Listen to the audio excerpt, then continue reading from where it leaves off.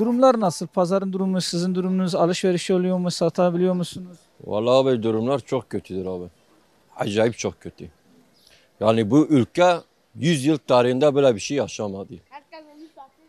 Yani bu gerçek konuşuyorum yani susarak insana eline bir şey geçmiyor. Yani gerçekten üst kademede demek bir hata var demek bunda. Demek bu para eğer bu ekonomik kriz gitgide derinleşiyorsa üst kademede bir çatlak var. Yani üst kademe nedir? O koltukta oturanlarda bir çatlak var. Bu para başka yerlere akıyor. Millet her halk bunun önlemini alması lazım. Seçimde bunun cevabını vermesi lazım. Yoksa gitgide hepsi aç kalacaklar. Daha perişan olacaklar. Valla bugünleri patates soğanla arıyorlar. Yarın patates soğanla da bulamayacaklar. Bunun farkına varsınlar. Yarın çocuklarının, torunlarının geleceğini bir patates soğan onuruna satmasınlar.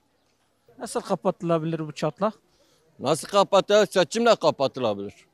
Halk artık buna bir tepkisini kurması lazım. Yani bugün ülkenin sahibi halktır. Üst kadem oturanlar değil. Çünkü halk seçiyor. Sen halk kendi onurunu, şeyini bu kimsenin ağzına diline bakarak satmasın. Kendi onuruna, kendi iradesine göre kararını verip geleceğini belirlesinler. Bunu bunu bugün padişahlar bile bu eski sistemde bu sistemi yapmaya çalıştılar. Halk gördü sefalet hastalık içinde öldüklerini sefalet içinde yok olduklarını gördüğü için padişahlık çöktü. Bugün aynı durumdur. Hastalıklar var, sefaletler var. Bugün bu padişahlık sisteminde ne farkı var bunun? Yani bugün ben çocuklarımın geleceğini düşünürüm. Ben üst kademe değil. Ben eğer o çocuğumun geleceği bana bir şey, üst kademe bana bir şey vermiyorsa demek bunda bir hırsızlık var. Bir su akıntısı var orada. Bu vergiler nereye gidiyor? Bu milletin vergileri nereye gidiyor? Vergi gidiyor, para gelmiyor. Vergi gidiyor, para gelmiyor. Hep git ne oluyor? Millette bir şey kalmıyor. Yani artık millet son kademeye gelmiş yani o az bir şey kalmış, milim kalmış. O milim de oynansa zaten millet içerisinde çıkacak öyle gözüküyor. Siz dediniz yani mesela diğer taraftan da diyelim yani kademe üst kademe dediğiniz işte hükümettir, iktidar partisidir Erdoğan. Evet, Onlar da evet, evet. söylüyor ki ekonomik kriz yok işte her şeyi biz halka yardım ettik, pandemide destek verdik. Kardeşim bak bugün doların, altının, evin, arabanın her şeyin 3-4 kat olması bunu her şeyin güzel olması mı gösteriyor? Yani bunu bir cahile söyle, cahil bile sana dalga geçer. Ya bugün 9 yaşında çocuğa söyle, 9 yaşında çocuk diyor şeker dünyayı 1 milyon değil bugün 3 milyondur. O bile anlar bu işte bir şey olduğunu. Yani bu millet 9 yaşında çocuk kadar bir de kafası çalışmıyor. Bugün kardeşim sana çay kaşığıyla veriyor. O duruma getirmiş. Eskiden çay kaşığıyla veriyorduk, kepçeyle alıyordu. Şimdi o çay kaşığını da vermiyor. Sana damla veriyor, damla verdiği için kepçeyle alıyor. Daha dibine girmiş. Türkiye genelinde zaten ekonomik kriz olduğunu gözle gözüken bir şeydir. Doların böyle yükselişi, ondan sonra hocama diyeyim sadece kimin bütçesi var şu anda? Yandaşların bütçesi var.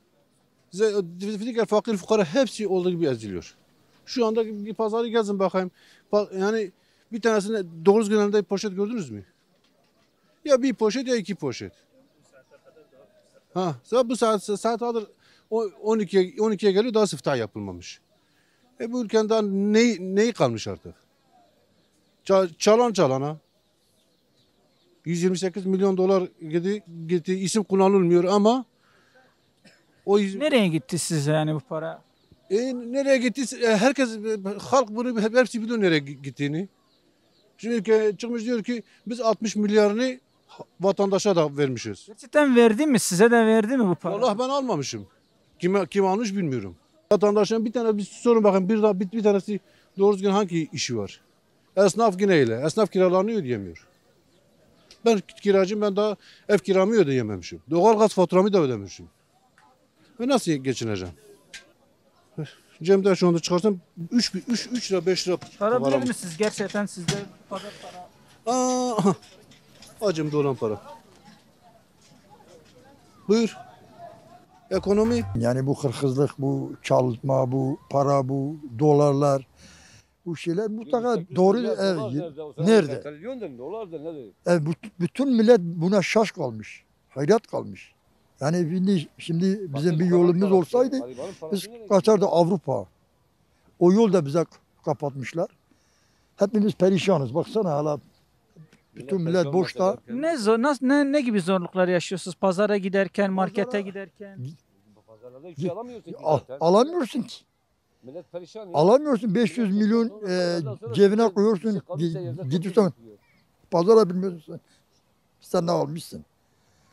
Bir iki poşet. Şimdi Türkiye'nin geçimini her şeyini biliyorsun zaten bu ekonomik kaç yıldır.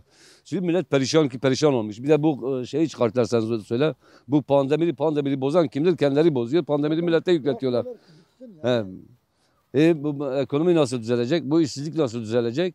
Millet perişan. Üniversiteyi okuyor perişan. Dükkan açamıyor. Esnaf da dükkan açamıyor. Bir şey yapamıyor. Ne yapacak? Destek veriyoruz diyor. Para veriyoruz. Esnafa destek oluyoruz. Vatandaşa destek. Kim almış ya? Benim evladım var.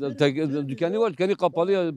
Kuruş almamış ya. Şimdi biz zaten Filistin bizim gibi çekmemiş yani. Biz her gün çekiyoruz. Bu Kürtler olarak hep çekiyoruz bunları. Dertleri çekiyoruz. Zulmü çekiyoruz. İşsizliği çekiyoruz. Ne başını alırsan illaki bize eksiklik yapılıyor yani Türkiye'de. Yani kardeşlik diyoruz. Kardeşlik daha kalmamış yani. Bu dönemde daha kardeşe daha olmuyor. Yani yapanlar onları da Allah'a havale ediyoruz, anladın mı? Bizi bu duruma sokanları Allah'a havale ediyoruz.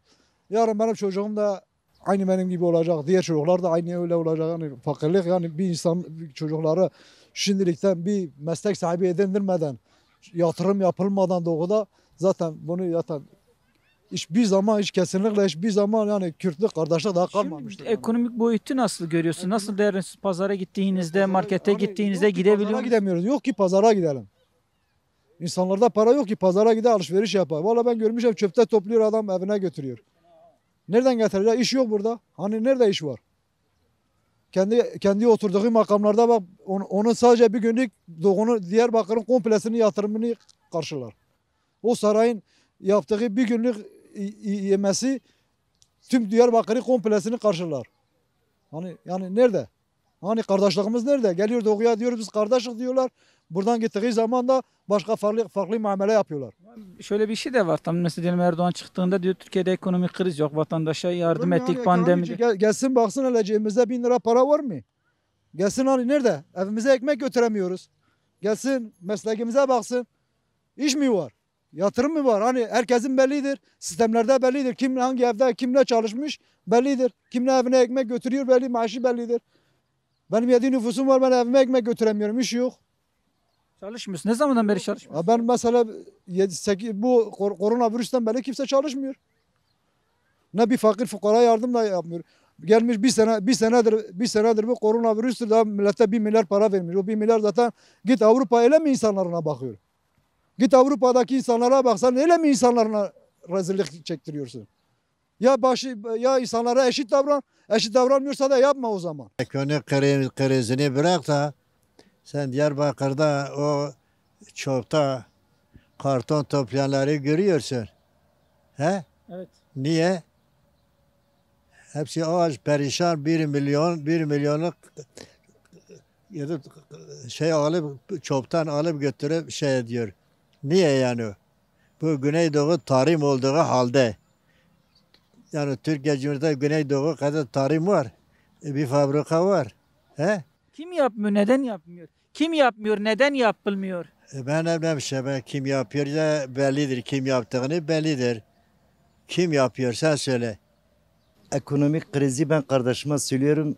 Ben 15-20 kişi çalıştırıyorum. Şu anda ben çalışamıyorum. Siz işverensiniz bir de. Evet. Şu anda ben kendimi idare edemiyorum. Aynen öyledir. Kahveye bak herkes oturmuş. Herkes boş boş dolaşıyor. Akşam eve bir ekmek parası götüremiyor. Peki siz işverensiniz aynı zamanda. Çünkü hani Erdoğan olsun, iktidar partisi çok söylendi. İşte biz işverenlere, esnafa, halka çok destek veriyoruz. Siz destek aldınız mı? Ya da ne gibi destek olması lazım? Vallahi bize kimse destek ne verdiğini ne verecekler zaten. Ben 3 kere başvuru yaptım. Kimse bize vermedi. Kimse. Niye o zaman öyle söyleni televizyonlara çıkıp halkı mı yanıltıyor ya da ne? Herhalde verirse de yandaşına veriyor. Bana vermemiş. Kimse de bize de vermemiş. 5 kuruş para da cebimizde de yoktur. Şu anda dedim ya kendimi idare edemiyorum. Boştayım, boş dolaşıyorum de. Geçen sene ben 20 kişi çalıştırıyordum. Geçen sene de 2 sene 20 kişi çalıştırıyordum. Geçen sene 4-5'e çıktı düştü. Şu anda ben bak görüyorsun kahvedeyim. İş kapatmaz durumuna geldiniz o zaman. İşte Diyarbakır'ın etrafına bir dolaşın bakayım. Kaç tane inşaat var? Kaç tane fabrika var? 3 milyon insan Diyarbakır'da yaşıyor. 1 milyon diyor da 1 milyon değil. 3 milyon insan Diyarbakır'da yaşıyor. Buyurun bakayım dolaşalım.